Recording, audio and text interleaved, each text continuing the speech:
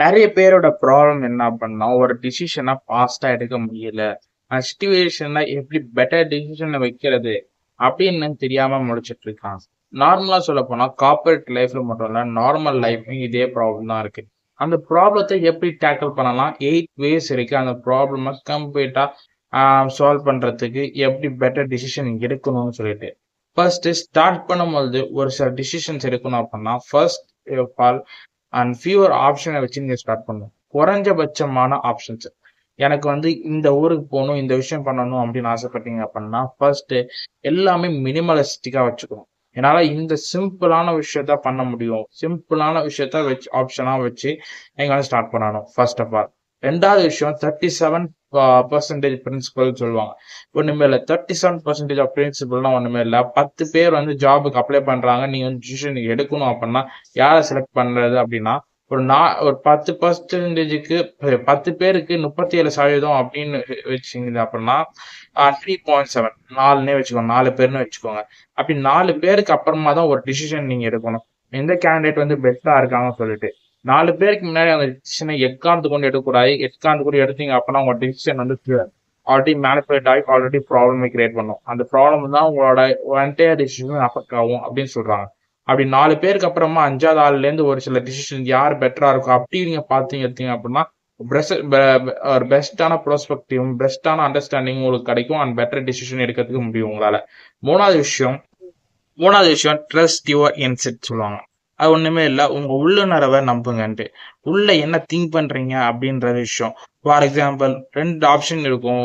Example வச்சுக்கோங்களேன், 2 option இருக்குன்னா அந்த ஒரு ஆப்ஷன் கரெக்டா இருக்கும், நான் நம்புறேன், நான் படிச்சிருக்கேன் அப்படின்னு நீங்க நம்பிக்கை வைப்பீங்கல்ல, அந்த விஷயம்தான்.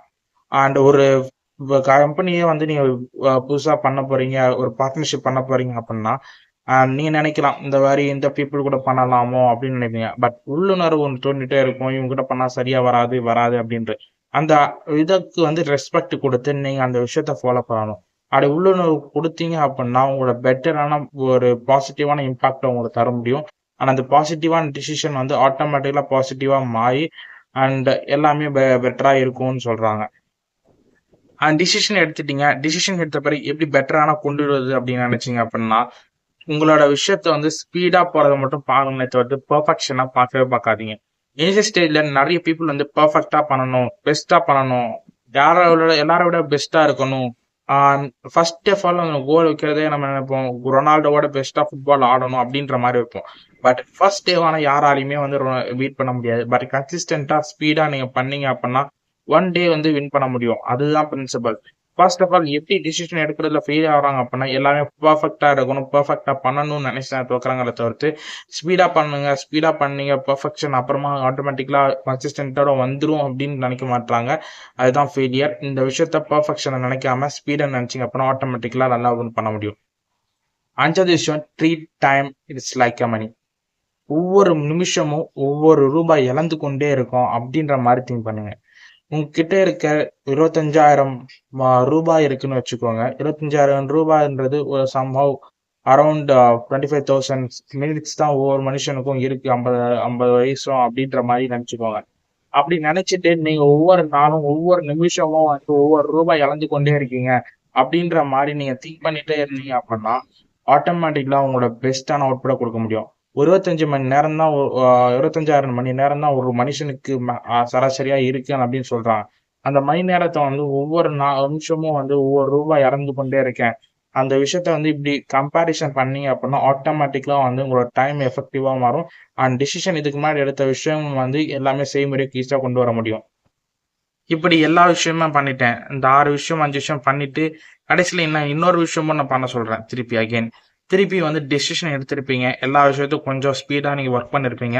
அது மட்டும் இல்ல டைமை ஃபோக்கஸ்டா நீங்க இருந்திருப்பீங்க. பட் அந்த டைம் எல்லாம் ஃபோக்கஸ்டா இருந்த பிறகு நெக்ஸ்ட் விஷயம் திருப்பியும் ஒரு டிசிஷனை பார்க்கணும். அப்படி அந்த டிசிஷன்ல என்ன பெட்டரா நான் பண்றேன், என்ன பெட்டரா பண்ணல அப்படின்ற எல்லா ஒரு விஷயத்தையும் பண்ணணும். ஃபார் எக்ஸாம்பிள் சொல்ல வரேன் அப்படின்னா யூடியூப்ல வீடியோ அப்லோட் பண்றீங்க டெய்லியுமே. 30 நாள் ஸ்பீடா அப்லோட் பண்ணிட்டு 40 நாள் 31வது நாள் என்ன விஷயங்கள்லாம் பண்ணணும் அப்படின்ற 10 நாள் அனலைஸ் பண்றீங்க. 40வது நாள் ஒரு ஸ்ட்ராட்டஜி கிடைக்கும். அந்த ஸ்ட்ராட்டஜி வந்து நெக்ஸ்ட் 3 months போட்டால் மட்டும்தான் வின் பண்ண முடியுமே தவிர்த்து வேற எதுவுமே கிடையாது. அந்த மாதிரி தான் நீங்கள் லைஃப்லையும் சரி, கார்பரேட் லைஃப்லையும் சரி, எல்லா விஷயத்தையும் இந்த மாதிரி இம்ப்ளிமெண்ட் பண்ணீங்க அப்புறம் ஆட்டோமேட்டிக்காக சக்ஸஸ் வரும். 5வது விஷயத்த வந்து எல்லாமே நீங்க பண்ணியிருப்பீங்க. 6வது விஷயமும் பண்ண ஆரம்பிச்சிருப்பீங்க. 6வது விஷயத்தும் டிசிஷன் எடுக்கும். அந்த டிசிஷன்ல வந்து என்னென்ன விஷயங்கள்லாம் ஃபெயிலியர் ஆயிட்டு இருக்கேன்னு அப்படின்னு இருக்கும். 7வது விஷயம் என்ன அப்படின்னா, உங்க ஃபியர் என்ன இருக்கோ அது கியூர் பண்ற மாதிரி விஷயத்த நீங்க ஃபர்ஸ்ட் எடுத்து செய்யணும். Take action by its fear. அந்த ஃபியர் இருக்கிற விஷயத்த வந்து எடுத்து தூக்கி போட்டீங்க அப்படின்னா ஆட்டோமேட்டிக்கலா இந்த விஷயத்த வின் பண்ண முடியும். ஃபர்ஸ்ட் ஆஃப் ஆல் அந்த 6 விஷயத்தையும் நீங்க ஃபாலோ பண்ணிட்டீங்க. 7வது விஷயத்த வந்து என்ன விஷயம் ஃபியரா இருக்குன்னு 6வது விஷயத்துல நீங்க ஃபாலோ பண்ணிருப்பீங்க. அண்ட் திருப்பி வந்து டிசிஷன் எடுக்கும்போது இந்த விஷயத்த எனக்கு ஃபியரா இருக்கு, இந்த விஷயம் பண்றது கஷ்டமா இருக்குன்னு ஆல்ரெடி நீங்க ஆட்டோமேட்டிக்கலா இருக்கும்போது தெரியும். அந்த விஷயத்தை எடுத்து ஃபர்ஸ்ட் ஆக்ஷனா நீங்க பண்ணணும். அகெயின் 8வது விஷயம் டிசிஷன் எடுக்காது இருக்குது.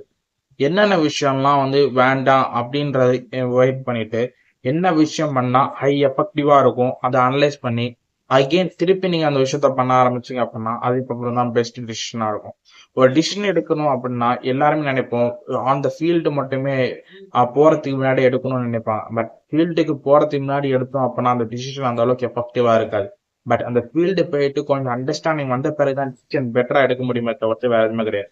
எல்லாமே பெர்ஃபெக்ஷனா நோக்கி போவாங்க. பெர்ஃபெக்ஷன் அப்படின்றது வந்து எப்போ கிடைக்கும் அப்படின்னா ஒரு கன்சிஸ்டன்ட் அந்த விஷயத்த வந்து வந்துட்ட பிறகு ஸ்பீட் அந்த வந்த பிறகுதான் இன்னுமே சக்சஸ் வந்த பிறகுதான் பெர்ஃபெக்ஷன் கிடைக்கும். இந்த பெர்ஃபெக்ஷனிஸ்டா இருக்கிறத விட கன்சிஸ்டன்ட் விஷயத்தா இருந்தோம் அப்படின்னா ஆட்டோமேட்டிக்கலா வந்து வின் பண்றதுக்கான எஃபிஷியன்சி வந்து அதிகமா இருக்கும். அப்படி எஃபிஷியன்சி அதிகமா இருந்துச்சு அப்படின்னா உங்க டிசிஷன் மேக்கிங் பவரும் அதிகமாகும். அப்படி டிசிஷன் மேக்கிங் பவர் அதிகமாயிருச்சு அப்படின்னா நல்ல ஒரு டிசிஷன் எடுப்பீங்க அண்ட் நல்ல ஒரு ஒரு மேனா இருப்பீங்க. நல்ல ஒரு விஷயத்த வந்து பண்ண முடியும். இந்த ஒரு எக்கனாமிக்கும் சரி, ஒரு வீட்டுக்கும் சரி, எல்லா விஷயத்துக்கும் ஒரு நல்ல ஒரு பர்சனா இருக்கீங்க. அண்ட் தேங்க்யூ ஃபார் வாட்சிங்.